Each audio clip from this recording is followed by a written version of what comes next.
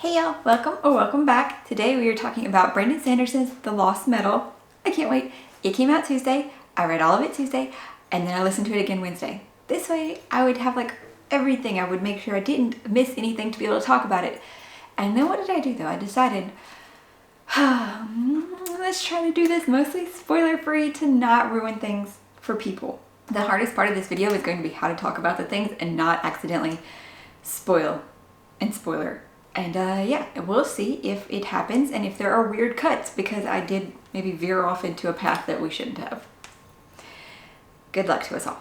First thing I want to talk about is the characters. As with most fantasy and novels of this sort, and definitely Sanderson's works, we are seeing from multiple point of views. Still our central three characters that we've seen from in multiple novels: Wax, Wayne, and Marcy. And I think the balance between them is done pretty good. You do maybe get a feel from one of the other characters who's like the more central to this novel, like how Wax was in Shadows of Self. Yeah, I think we definitely saw more from Wax in that one and how the arc played out. This one also though, we get to see from another main character who has always been with them, but you know, you really loved her more as the books went on and you saw more layers of her and she wasn't just the stiff one. That's right, we get to see from Steris's perspective and I loved it. I loved getting to see how she thought about things and just her feelings towards it, and you really got to see her shine, and it was awesome. Steris's chapters, yeah. As I said, you really got to see almost in equal amounts. Steris though, I don't think we saw from her until maybe the midpoint or a quarter point when it went to we're just taking off now. So yeah, you didn't get to see from her first, but you did get pretty even amount of time through all of them as the stories are happening. That was awesome. And what we got to feel from all of them and see how much they had grown and how maybe they did still have some little things that, you know, doubts and stuff that we've already seen, but just to see how the characters have grown into their roles and changed through the whole series and are just this culmination of like what their characters are. Of course, in the final book, it worked. It worked for all of them. Wax was, you know, lawman and senator and family man, and he spent a lot of the time thinking, you know, he had to be one or the other. One part was only in his past, and finding out that of course, you know, he could be them at the same time or still be all of them to be his whole personality. That was very nice. And no, it wasn't even really him. It was Steris that helped point them out, like, we need you as all of you. It's never had to be one or the other. It's just all of you, and I love all of you. And it was just like, aww. The feels of this book, guys. The feels of this. Next should be the pacing of this book, which, to be fair, everyone else has, you know, described it as the Sanderlunch, and it is. It is a very fast book, like most of his are, especially in this era too, where they're like detective stories and, you know, you piece things together, which is still a big part of this, that, you know, putting the clues together, figuring out what's going on is a big part. For all of them, kind of. All of them have this different thing that they're trying to solve. Connected, togetherness, but still. The first quarter of the book, I think, is probably the slowest part. And then the rest of it, though, 3/4 of the book takes place within a day. And it's just stuff. As we are down to the wire, something is about to happen and we need to stop it. And it is so much. So very much.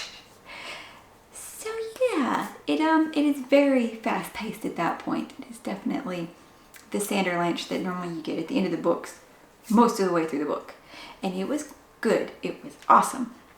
There was some things that we will get to later that was thrown in. Our next part is going to be the connectivity of this book. As Sanderson himself has said several times, this is the most Cosmere connected Easter egg filled book that he has done. And he's not joking. Like, so much. Which is why I read Rhythm of War before this, even though it was not on the TBR. I squeezed it in. And so, like, I'm not going to miss anything. The things you will notice, though, are from some of his other works, too. Like, if you've read any Stormlight Archive, then you're already going to know... Wait, nope, that's not right. You would have had to at least get to book 2 of the Stormlight Archive for some of the things there to so you'd recognize them, make sense. But the other things, though, come from his other books that are the side books, which might be kind of hard for people who have only read the major works. Like, there is the Elantris connection, which I did read that one after Mistborn Era 1 because I was like, I'm going to read all of Sanderson. It hasn't happened, but you know, I read Elantris. So seeing that connection was just like, oh, yay. And then there was another one that I was like, I feel like this is probably a character from one of his other books, but I couldn't identify it. Heard somebody else talk about it, and apparently it is our main character, or possibly the main character, from The Emperor's Soul. So yeah, there are going to be connections. Maybe if you haven't read all of the other works, you wouldn't catch. However, I don't think that it actually takes away because you get the feeling that these are people from other works. And it's just like, you know, watching an MCU movie and being like, oh, they have another movie. I haven't watched it, but I know they're from that. I mean, personally, that's the feeling I get. So hopefully, if you haven't read any of his other works and you've been reading through Mistborn and you find those and you're not put off by it or daunted by the fact that you don't know exactly where that's from. Maybe you'll just think, oh, that's a really cool magic, and now I possibly want to read more about it. And the whole connectivity into the Cosmere with the fact that this whole Era 2 is supposed to take place between Stormlight 5 and 6, which is definitely his more epic saga series. And Stormlight 5 isn't even out yet, so things are not for sure about. Though one of the biggest, of course, cameos would be fan favorite character Whit Hoyd. I'm gonna go ahead and say that.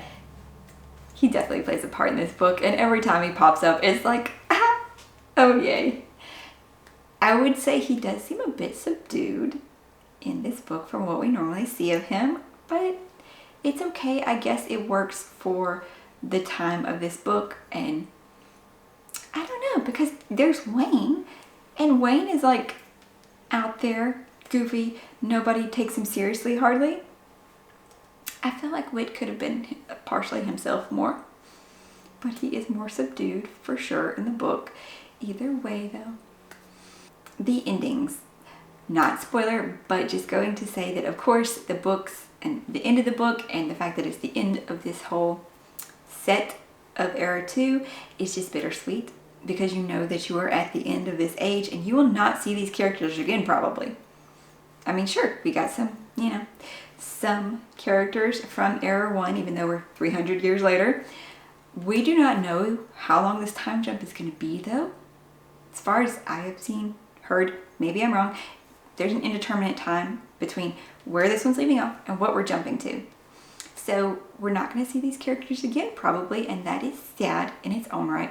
And the end is happy sad. That's all I can say without spoiling things.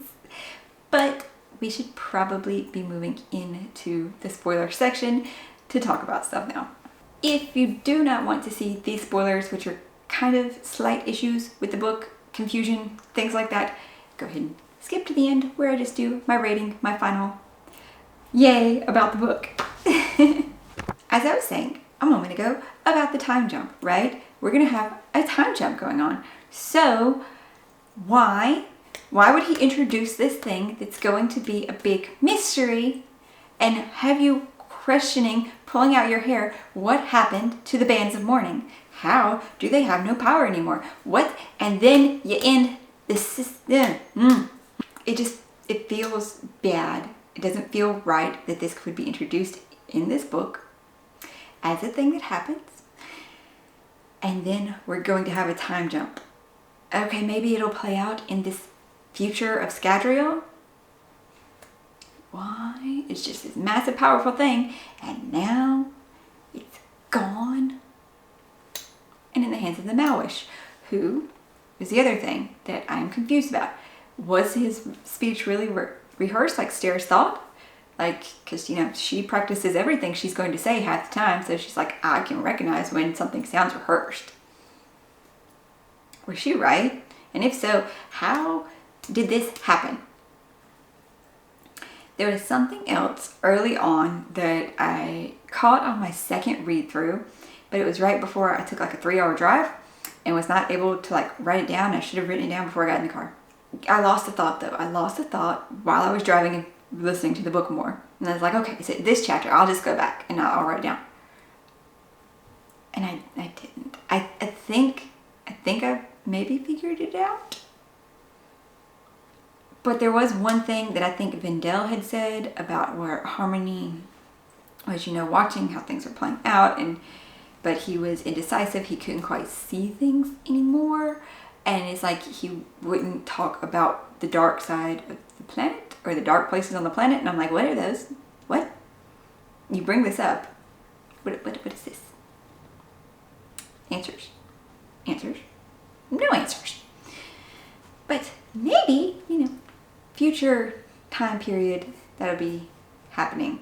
Last part of the spoiler is probably going to be the Ghost Bloods. Wow, seeing them introduced in this book and that type of crossover, that was awesome. But I do get that each cell organization of the Ghost Bloods, of course, is going to, you know, because members and everything are going to be different. And true, they seem to hold to mostly the same tenets as the ones we've already seen. But all of them seem so much better people. All of the Ghost Bloods on Scadrial, they seem like good people. Like people who don't, you know, go and assassinate or do things or hold things against people. Could they? Maybe. Who knows? But they generally seem like a much better organization who actually is promoting, you know, peace and trying to save the planet versus the Ghost Bloods we see in Stormlight Archive. It's funny though, the fact that them trying to recruit the person in a Mistborn goes about as well as them trying to recruit Shallan in Stormlight Archive. The way that played out, Okay, ending spoilers. Overall, the book got a 4.75 because of those unanswered things, like, that are in the spoilers that I can't really talk about here, but just know that there are unanswered, opened, threaded things at the end of this book, when it's not just the fact that it's the end of the book, because, you know, if it was a middle book, we'd know, okay, we're going to do that next time. But it's not. It's the end of this era, and even though we will go back to it in a future point, that's like, who knows how long in the future. And so I don't like that it was left so open on some things, or some things weren't answered. Yeah. So, 4.75, almost 4.5, because it's just so, Overall though, I super enjoyed it. As I said early on, I actually read it twice this week. And yes, I hope everyone will read this series though, because it is just so much fun. The relationship you get between Wax and Wayne, the bromance there, the brotherliness, especially in this book, as you get to see the depth of it. Like, you saw it in Alloy of Law, of how Wayne came back for Wax, and he's like, this isn't you, you're not stuffy lord and everything, you're meant to help people. So you saw how much Wayne, you know, was there to help Wax. And in this one, it's kind of almost the other way around, and it's even deeper, I think, in this one. It's just so good. So good. It's so sad that we're probably not going to see these characters again. I don't know. I'm not ready to let them go. Hopefully this video has not dragged on too long. I have no idea how long I've been rambling, because pausing for the neighbor's dog or the cat, yeah, pet interruptions, even when it's not my pet. But I hope you enjoyed it, and this has encouraged you to either pick up Error 1 or Error 2 Mistborn. And I have other reviews, bookish unboxings, bookish content in general, and some vlogs, which we should really work on maybe trying some more of those. Yeah, but if you like this kind of stuff, please consider subscribing and joining our channel so that way you can catch the next one. I will see you later, guys. Bye!